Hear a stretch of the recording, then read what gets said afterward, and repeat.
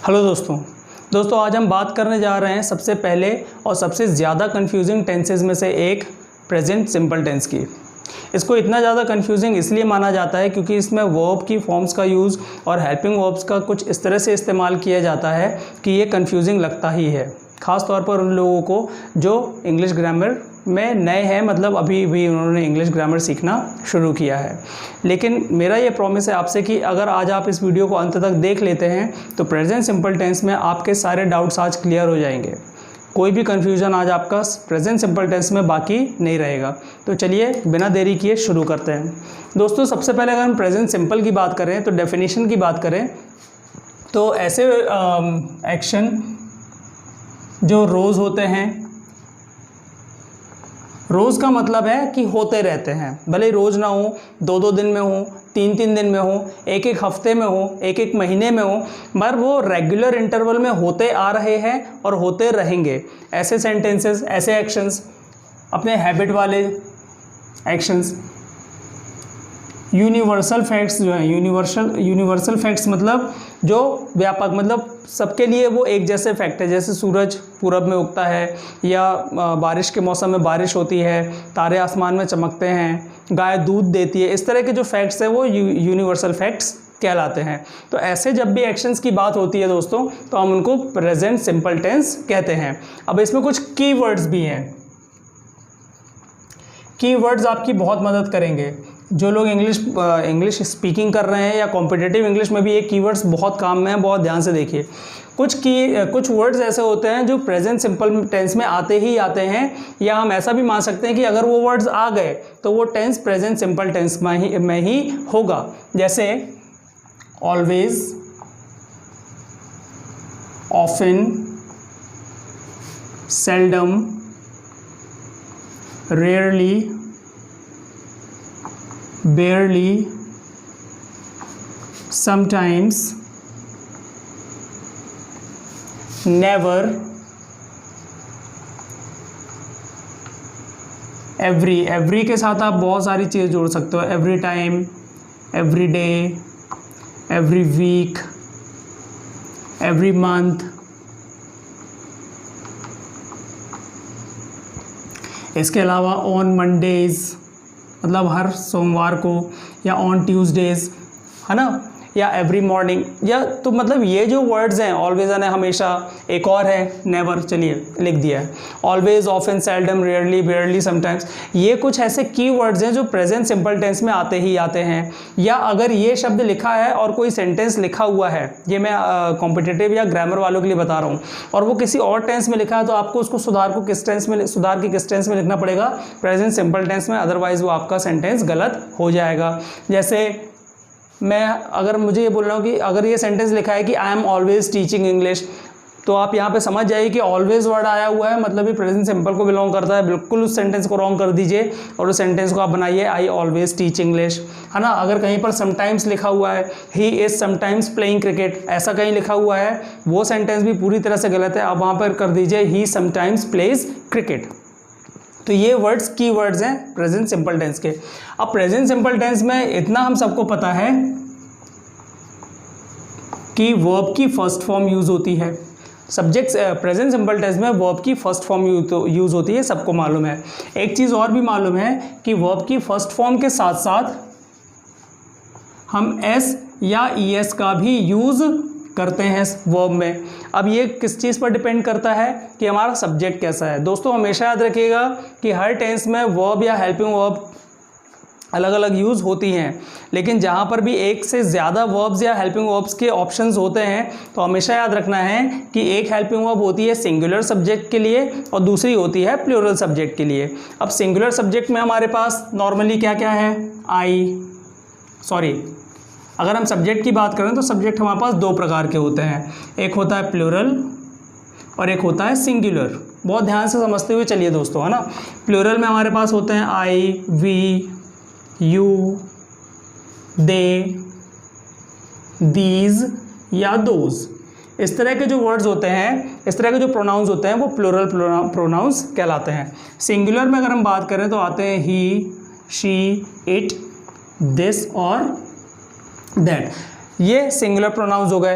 अगर हम नाउन्स की बात करें तो वो समझना बहुत आसान है। अगर एक नाम है तो वो सिंगुलर होगा, एक से ज़्यादा है तो वो प्लूरल होंगे। अब यहाँ पर एक चीज़ हमको ध्यान रखनी है कि अगर हमारा हमारा सब्जेक्ट अगर सिंगुलर है, हमारा सब्जेक्ट अगर क्या है, सिंगुलर है, तो हमको हमेशा वर्ब के साथ एस या ई एस यूज़ करना है। मतलब वो क्या हो जाएगा वहाँ पर, गोज़ या डज या प्लेज या कुछ और। तो जो भी वर्ब वहाँ पर यूज़ होगी फर्स्ट फॉर्म में, वहाँ पर हमको एस या ई एस लगाना पड़ेगा। अब दोस्तों मैं आपको जल्दी से बता देने वाला हूँ कि एस कहाँ लगाना है और ई एस कहाँ लगाना है। ये हालांकि स्पीकिंग में उतना काम में नहीं आएगा, पर लिखने में, ये हमारी स्पेलिंग में और राइटिंग में बहुत ज़्यादा काम में आएगा कि एस या ई एस लगता है, ये तो सब बताते हैं, पर एस कहाँ लगना है और ई एस कहाँ लगना है। तो इतना तो हम सबको मालूम है कि वर्ब के पहले ही लगती है एस और ई एस, है ना। लेकिन याद रखिए कि अगर ऐसी वर्ब है जिनके लास्ट में हमको x, O, S H, C H या एस, इस तरह के लेटर्स अगर मिल रहे हैं, x, O, S H, C H और एस, तो हमको क्या लगाना चाहिए दोस्तों, ई एस। क्या लगाना चाहिए, ई एस। चलिए एक एक एग्जाम्पल देख लेते हैं। जैसे मान लीजिए एक्स का एक एग्जाम्पल है वैक्स। वैक्स का मतलब होता है तंग करना। सिंगुलर में क्या होगा, ये वैक्सेस। सपोज आपको बोलना है वो मुझे तंग कर रहा है, तो आपको क्या बोलना पड़ेगा, ही वैक्सेस। ही वैक्सेस, सिंगुलर सब्जेक्ट। मान लीजिए गो का तो यहीं पर एग्जाम्पल लिखे हुए हैं। गो होगा तो क्या बन जाएगा, गोज। एक और वर्ड है मान लीजिए एस एच। एस एच से एक वर्ब ले लेते हैं, फिनिश। फिनिश के साथ क्या बनेगा, इसमें भी क्या जुड़ेगा, ई एस। सी एच के लिए ले लेते हैं, जो भी मैं कर रहा हूँ, टीच। अगर सिंगुलर सब्जेक्ट होगा तो क्या जुड़ जाएगा, ई एस। एस के लिए एक ले लेता हूँ मैं, क्रॉस। अगर सिंगुलर सब्जेक्ट हो तो क्या जुड़ जाएगा, ई एस। मतलब इतना मान के चलिए वो वर्ब जिसके आखिरी में एक्स आ रहा हो, ओ आ रहा हो, एस एच आ रहा हो, सी एच आ रहा हो और एस आ रहा हो, तो उनमें हमको क्या जोड़ना है, ई एस जोड़ना है। इसमें एक रूल और देख लीजिए, कोई ऐसी वर्ब है जिसकी स्पेलिंग में लास्ट में क्या आ रहा है, वाई आ रहा है। क्या आ रहा है, वाई आ रहा है। और वाई के पहले क्या आ रहा है, कॉन्सोनेंट आ रहा है। क्या आ रहा है, कॉन्सोनेंट आ रहा है। तो वहाँ पर जो रूल होता है वो ये होता है कि हम y को ड्रॉप कर देते हैं, मतलब y हटा देते हैं और क्या यूज़ करते हैं, आई ई एस। क्या यूज़ करते हैं, आई ई एस। जैसे एक सेंटेंस, एक वर्ब लीजिए फ्लाई, सिंगुलर साथ यूज़ होगा तो हम क्या करेंगे, एफ एल, y को ड्रॉप कर देंगे, y हटा देंगे और क्या जुड़ेंगे, आई ई एस, फ्लाइज। एक और देख लीजिए, क्राई।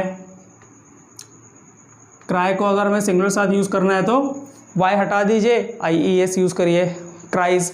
चलिए अब इसी में y में एक रूल और है कि अगर लास्ट में y है पर y के पहले वावल है। क्या है, वावल है। वावल मतलब ए, ई, आई, ओ या यू, तो हम कुछ नहीं करते हैं, सिर्फ क्या लगा देते हैं, एस। सिर्फ क्या लगा देते हैं, ऐसी। तो ये याद रखना, अगर y के पहले कॉन्सोनेंट है तो क्या लगाना है, आई ई एस। y के पहले वाउल है तो हमको क्या लगाना है, सिर्फ एस। जैसे एक वर्ब है कॉमन सी, प्ले। अब यहाँ पर हम देख रहे हैं कि y के पहले क्या है, ए, जो कि एक वाउल है, तो हम क्या लगाएंगे, सिर्फ एस, प्लेज। तो इतना याद रखना है कि अगर सब्जेक्ट सिंगुलर है तो हमें वर्ब के साथ क्या लगा देनी है, एस या ई एस। इसको याद रखने का सबसे कॉमन और सबसे इफेक्टिव तरीका यह है कि एस जो होता है, एस फॉर सिंगुलर, जैसे a for apple, b for ball हम याद रखते हैं, तो आप याद रखिए एस फॉर सिंगुलर। तो जहाँ पे भी सिंगुलर सब्जेक्ट होगा वहाँ पर आपको एस या ई एस लगाना होगा। जैसे अगर मुझे बोलना है मैं जाता हूँ तो आप बोलेंगे आई गो, आई गो, क्योंकि आई को as a plural subject treat किया जाता है। लेकिन अगर मुझे बोलना है वो जाता है तो मुझे क्या बोलना होगा, ही गोज़। सिंगुलर है तो मुझे क्या बोलना होगा, ही गोज़। जैसे मान लीजिए मैं बोलता हूँ हम क्रिकेट खेलते हैं तो मैं क्या बोलूँगा, we play cricket, we play cricket. लेकिन अगर बोलना है वो क्रिकेट खेलती है, कोई एक लड़की है, तो आप क्या बोलेंगे, she plays cricket, she plays cricket. अगर कोई एक और सेंटेंस है, मान लीजिए तुम इंग्लिश पढ़ाते हो, सपोज आपको बोलना है, तो आप क्या बोलेंगे, यू टीच इंग्लिश। याद रखिए कि जब सब्जेक्ट हमारा प्लूरल होता है, तो हम सिर्फ वर्ब की फर्स्ट फॉर्म यूज़ करते हैं। प्लूरल सब्जेक्ट के साथ हम एस और एस यूज़ नहीं करते। मैंने आपको रूल एक बता दिया, एस मतलब सिंगुलर, इसको याद रखिए। चाहे वो कोई भी टेंस हो, चाहे कहीं इज एम आर यूज़ हो रहा हो, कहीं हैज़ हैव यूज़ हो रहा हो, याद रखिए जहाँ वॉज वर यूज़ हो रहा है, जहाँ पर भी एस वाली हेल्पिंग वर्ब है वो सिंगुलर सब्जेक्ट के साथ ही यूज़ होगी। सेम यही चीज़ यहाँ पर भी काम कर रही है कि हमको वर्ब के साथ एस या ई एस वहीं यूज़ करना है जहाँ सब्जेक्ट हमारा क्या होगा, सिंगुलर होगा। इतना ध्यान रखना है हमें। चलिए इतनी चीज़ आ गई दोस्तों समझ में। अब हम इसके नेगेटिव और इंटेरोगेटिव की फॉर्मेशन की बात करते हैं। अब यहाँ पर सिंपल, यहाँ पर एक चीज़ हमको ध्यान रखना है बहुत ज़रूरी कि प्रेजेंट सिंपल टेंस में जो पॉजिटिव सेंटेंस होता है, पॉजिटिव मतलब सकारात्मक वाक्य जो होता है, उसमें कोई भी हेल्पिंग वर्ब हम यूज़ नहीं करते हैं।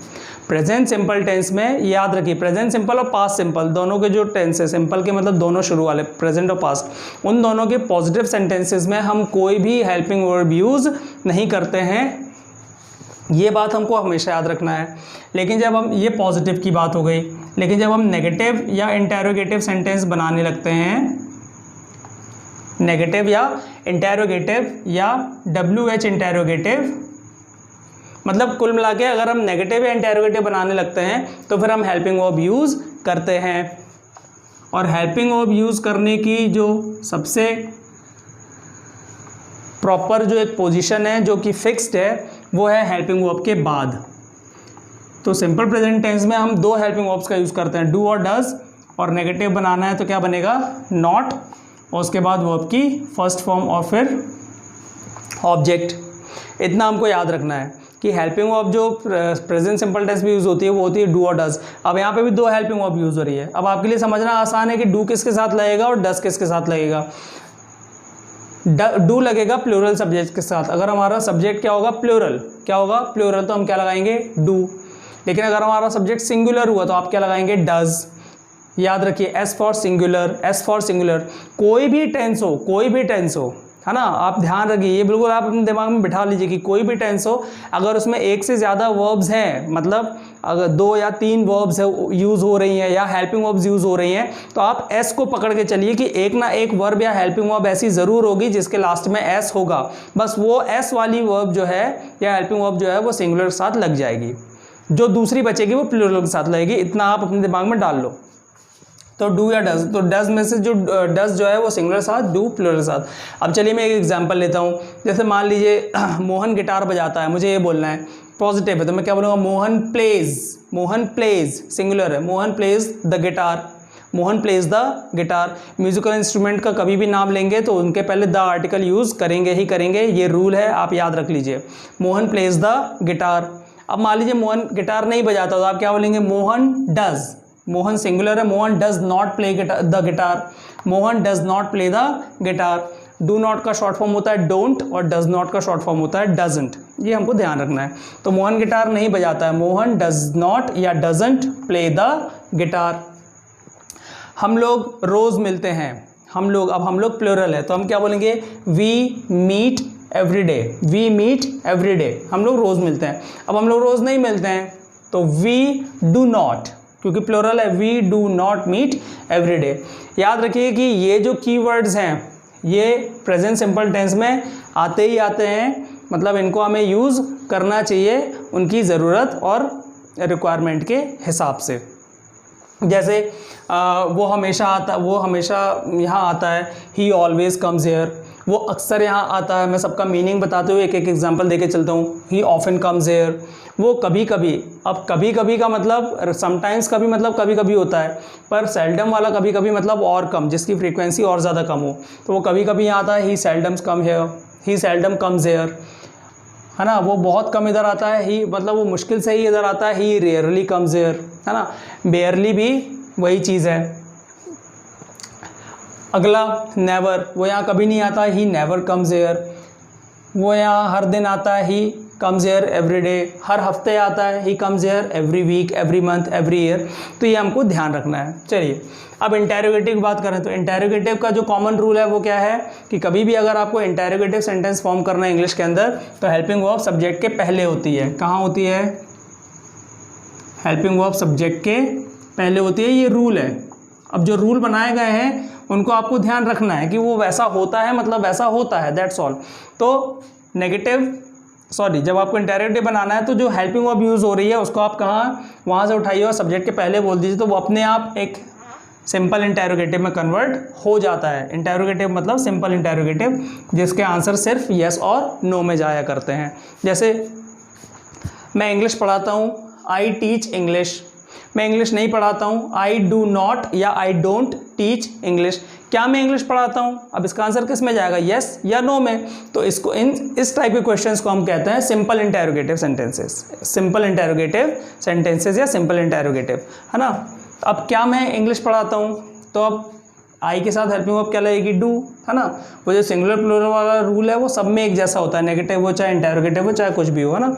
तो क्या मैं इंग्लिश पढ़ाता हूँ, do I teach English, do I teach English, है ना। एक और सेंटेंस लेते हैं, मेरे पिताजी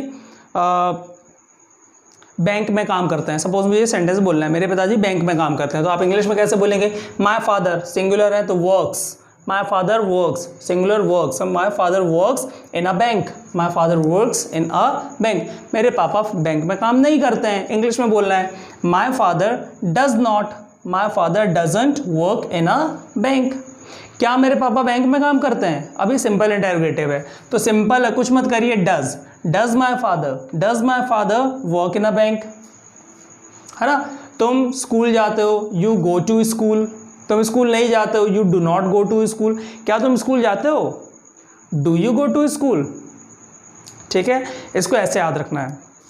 अब हो गया एक WH इंटेरोगेटिव। WH इंटेरोगेटिव वो कहलाते हैं डियर, जिसमें हम WH वर्ड्स का यूज़ करते हैं क्वेश्चन पूछने के लिए। अब यहाँ पर ध्यान देने की बात है कि हम क्वेश्चन तो ऑलरेडी यहाँ बना चुके हैं, ये क्वेश्चन वाला ही फॉर्मेशन है ना, तो क्वेश्चन वाला फॉर्मेशन तो सेम रहेगा ही, कोई इसमें ज़्यादा मेहनत करने की ज़रूरत नहीं है। जो क्वेश्चन वाला फॉर्मेशन है वो तो जस का तस रहेगा, जो भी WH वर्ड है वो आप शुरू में ऐड कर देंगे।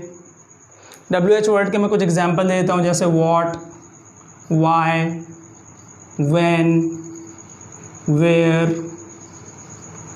who, how, है ना। ये इस तरह के जो वर्ड हैं वो WH वर्ड्स कहलाते हैं। WH वर्ड्स के बारे में मैं एक पूरी क्लास एक पूरा वीडियो बनाऊंगा और उसमें मैं सारे WH वर्ड्स को बहुत ही अच्छे तरीके से आपको एक्सप्लेन करूंगा कि कौन सा WH वर्ड कब और किस स्थिति में काम में लाया जाता है। फिलहाल हम देखते हैं कि अगर मान लीजिए कोई WH क्वेश्चन है, जैसे तुम क्या करते हो, सपोज आपको किसी से पूछना है कि तुम क्या करते हो, तो कुछ नहीं करना है दोस्तों। सबसे पहले तो जो WH वर्ड ही वहाँ पर यूज़ हुआ है ना, वो हमको देख लेना है कि वॉट, तुम क्या करते हो। याद रखिए सिंपल इंटेरोगेटिव और WH वॉट वाले में अंतर है। क्या तुम गाते हो, क्या तुम गाना गाते हो, do you sing, do you sing, क्या तुम गाना गाते हो। यहाँ पर आंसर किस में चाहिए, यस या नो में, तो इसमें कोई भी दूसरा वर्ड नहीं लगेगा, सीधे क्या लगेगा, डू यू सिंग। लेकिन तुम क्या गाते हो, अब यहाँ पर ऑप्शन, यहाँ पर कुछ और डिटेल मांग रहा है, तुम क्या गाते हो, यहाँ पर व्हाट लगेगा। तो याद रखिए जब सिर्फ यस या नो में क्या वर्ड का यूज़ होता है तो उसमें कोई भी वर्ड हम यूज़ नहीं करते अलग से, सिर्फ इस तरह से फॉर्म कर देते हैं। लेकिन जब कोई इंक्वायरी करी जाती है, जब कुछ एक्स्ट्रा इन्फॉर्मेशन मांगी जाती है, उस सेंस में जब क्या बोला जाता है तो हम व्हाट वर्ड का यूज़ करते हैं। जैसे अब मान लीजिए कि चलिए मैं इसी को एग्जाम्पल ले लेता हूँ, सीता गाना गाती है तो मैं क्या बोलूँगा, Sita sings, Sita sings songs. Sita गाने गाती है, सीता सिंग्स सॉन्ग्स। सीता गाने नहीं गाती है तो आप क्या बोलेंगे, Sita does not, Sita does not, short form में doesn't, Sita does not sing songs. क्या सीता गाने गाती है, डज सीता सिंग सॉन्ग्स। अच्छा एक चीज़ और बता दूं कि जब हम एस और एस का जो यूज़ करते हैं वर्ब में, वो सिर्फ पॉजिटिव सेंटेंस में करते हैं, ध्यान रखिएगा। जब हम डू या डस का यूज़ करने लगते हैं तो वर्ब के पीछे से एस या ईएस हटा देते हैं। ये बिल्कुल अपने दिमाग में आप डाल लीजिए, है ना। ऐसी भी गलतियां कई लोग करते हैं कि वो डू या डस भी लगाते हैं और फिर वर्ब के साथ भी एस या ईएस लगा देते हैं, है ना। मतलब वो ये रूल उनको याद तो रहता है कि सिंगुलर साथ एस या ईएस लगाना है, पर वो ये भूल जाते हैं कि डस के साथ या डू के साथ एस या ईएस नहीं लगाना है। एस या ईएस हमको सिर्फ पॉजिटिव सेंटेंस में लगाना है, मतलब जहाँ पर डू या डस हेल्पिंग वर्ब का यूज़ नहीं हो रहा है। जैसे ही हम डू या डस का यूज़ करने लगेंगे वहाँ से एस या ईएस हटा देंगे, ठीक है ना। तो चलिए, क्या वो गाना गाती है, does she sing songs, does she sing songs. Answer yes या नो। लेकिन अगर आपसे पूछे वहाँ पर हम ये पूछ रहे हैं कि वो क्या गाती है, वो क्या गाती है, तो आप क्या बोलेंगे? वॉट। सबसे पहले question word what does she Singh, what does she सिंग, वो क्या गाती है, वो क्यों गाती है। अब क्वेश्चन क्या हो गया? क्यों, तो why does she Singh, why does she सिंग। वो कब गाती है? when मतलब कब, when does she sing, है ना। अब दो क्वेश्चन वर्ड को भी हम साथ में यूज कर सकते हैं, जैसे वो कब और कहाँ गाती है। सपोज वो कब और कहाँ गाती है, तो कब को क्या बोलते हैं? when, कहाँ को क्या बोलते हैं? where। तो आप ये दोनों क्वेश्चन वर्ड साथ में यूज करिए। वो कब और कहाँ गाती है? when and where does she sing, है ना, बिल्कुल आसान। तो दोस्तों ये है पूरा सिंपल प्रेजेंट सिंपल टेंस। इसके बाहर प्रेजेंट सिंपल टेंस में और कुछ भी नहीं है। बस आपको याद रखना है कि वो कब यूज़ किए जाते हैं। इसके अलावा कीवर्ड्स क्या होते हैं, इनके पॉजिटिव में एस और ईएस लगाना है बिना किसी हेल्पिंग वर्ब के। नेगेटिव और इंटेरोगेटिव और डब्ल्यूएच जब हम बनाने लगते हैं तो डू या डज हेल्पिंग वर्ब यूज़ करते हैं, तब हम वर्ब के पीछे से एस या ईएस हटा देते हैं। जब हम राइटिंग की बात करते हैं तो एस और ईएस और आईईएस लगाने के रूल आपको पता होने चाहिए कि जब वर्ब जो भी वर्ब यूज़ हो रही है उसके पीछे अगर सबसे लास्ट में स्पेलिंग में X O S S C H S आ रहा है तो ईएस लगाना है।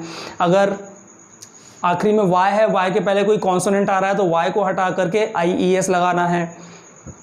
और अगर वाई है और वाई के पहले कोई वावल है तो वाई को नहीं हटाना है, सिर्फ हमको क्या लगा देना है? एस। और इसके अलावा जितनी भी वर्ब्स बची हैं, जितनी भी, सबके पीछे हम क्या लगाते हैं? सिर्फ और सिर्फ एस। तो दोस्तों ये आज था पूरा प्रेजेंट सिंपल टेंस के बारे में। उम्मीद है आपको प्रेजेंट सिंपल टेंस पूरा समझ में आ गया होगा। फिर भी अगर आपको कोई डाउट या कन्फ्यूजन बाकी रह गया है तो आप कमेंट बॉक्स में जाकर के ज़रूर लिखिए। मिलते हैं अगले वीडियो में। Thank you. और जिन लोगों ने मेरा ये चैनल अभी तक सब्सक्राइब नहीं किया है वो इस चैनल को ज़रूर से सब्सक्राइब कर दीजिए ताकि मेरा कोई भी नया वीडियो आपसे मिस ना हो सके। Thank you so much.